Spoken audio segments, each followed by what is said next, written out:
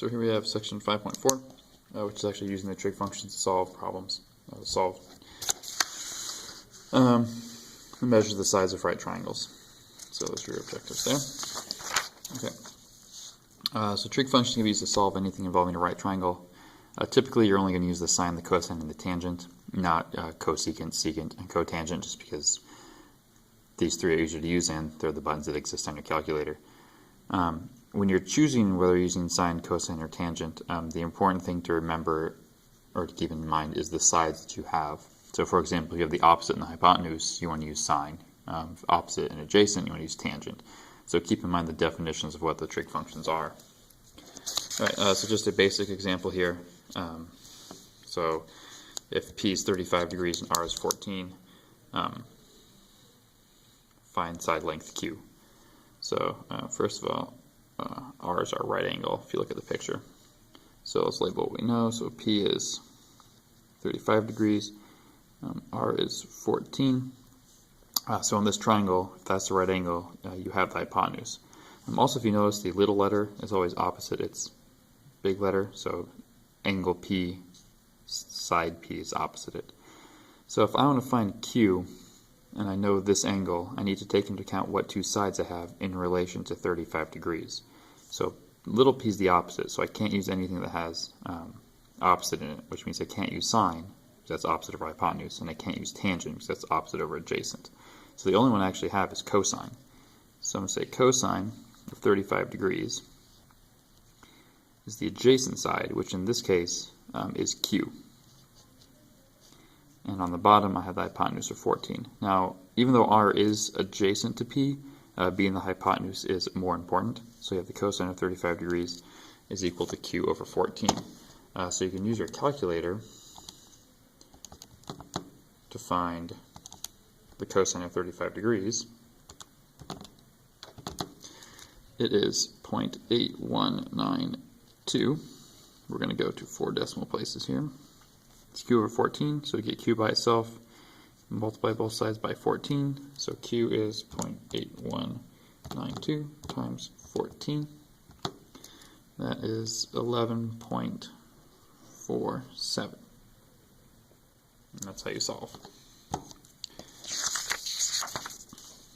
Okay. So example 2 says you've got a circus in town, and the roustabouts must put up a main tent in the field near town.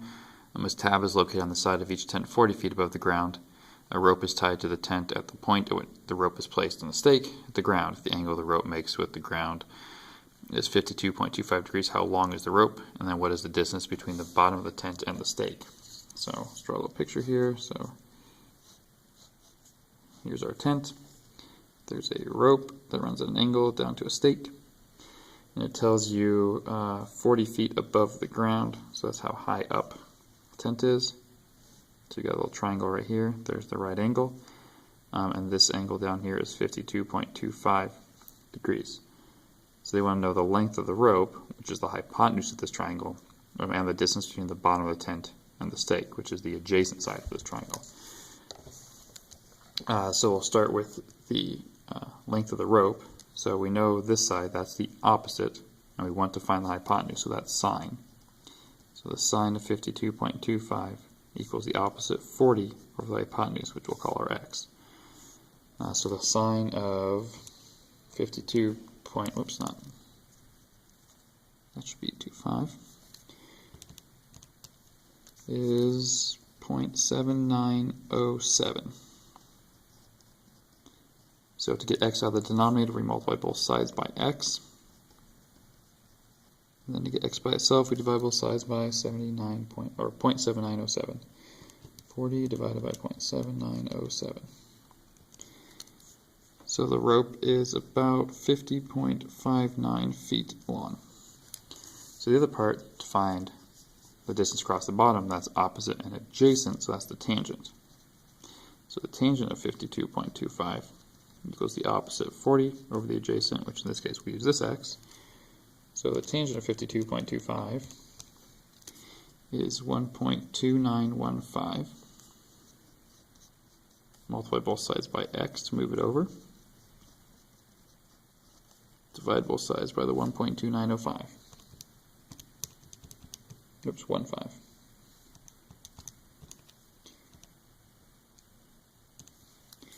So 30.97 feet. So the rope is about 50 feet above or long, and it hits at about 30 feet from the tent. Alright, so here you go. You got a regular pentagram inscribed in a circle with a diameter of 8.34 centimeters. The apothem of a regular polygon is the measure of a line segment from the center to the midpoint of one of its sides. Find the apothem. So you've got a regular pentagon. It's got 5 sides inscribed in a circle. The diameter of the circle is 8.34, which means the radius of the circle is half of that. So the radius of the circle is 4.17. Find the apothem, so that's that distance there. So our right angle actually sits there. Now, if this shape has 5 sides, each wedge, which if you think about it from vertex to the center like that, is going to be 360 divided by 5. So it's each one of these angles is 72 degrees. Half of that, oops, it's going to be 36 degrees. So this little triangle here is 4.17 here, and that angle is 36 degrees. Here's our right angle. And we want to find this guy here.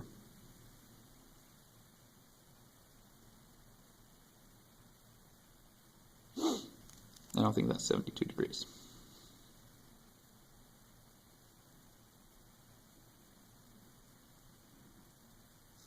One, two. Oh, maybe it is. So we want this side here.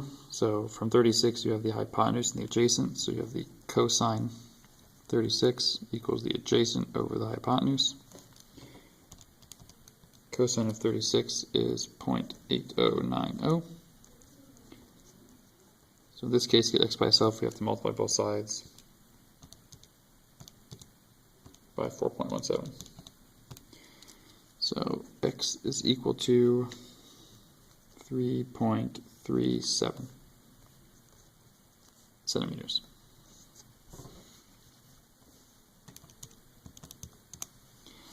So there you go. Alright, last example. On May 1980, Mount St. Helens volcano in Washington erupted that blew the top off. To determine the new height, a surveyor measured the angle of elevation to the top of the volcano to be 37.76. He then moved 1,000 feet closer and measured the angle of elevation again to determine the new height of Mount St. Helens. So here's our picture. So we'll just call this the height of Mount St. Helens.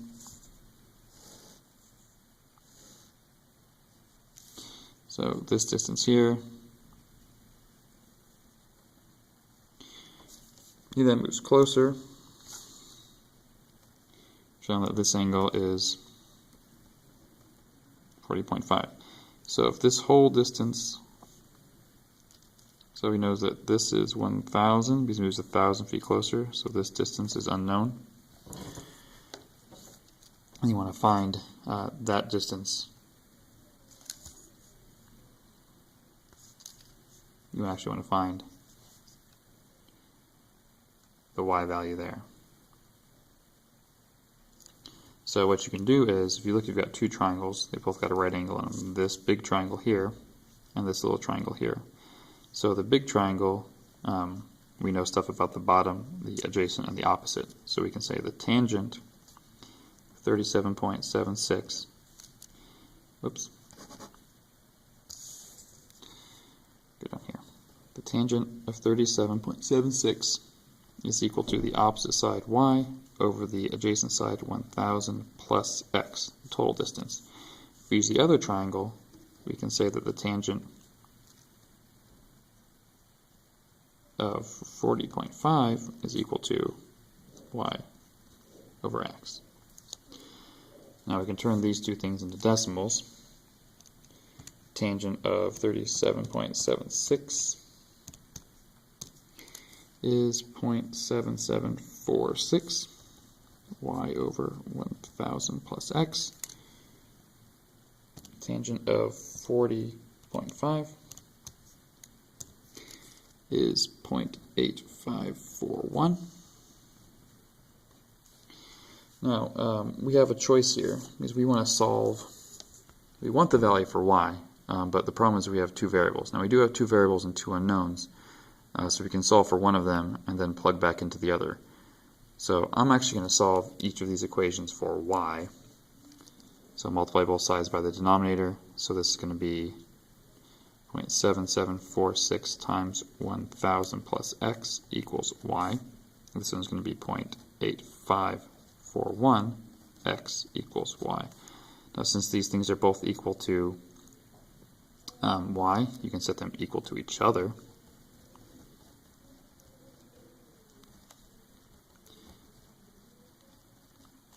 So distribute 774.6 plus 0.7746x equals 0.8541x. Move this one right. 0.8541 minus 0.7746, 0.0795x, and divide both sides by that. 774.6 divided by 0.0795. X equals 9743.4 feet. Now, this is x. We don't want x. We want y, the height. So I'm going to go back up to this equation, because it's the easiest one to solve for y. So 0.8541 times x, 9743.4 equals y. So 9743.4 times 0.8541. So y is 8321.8 feet. Sorry, off the bottom there. So I just substituted my x value I found into this equation to get y. You could also plug it in over here. You'll get the same value. But the height of the mountain is that much now.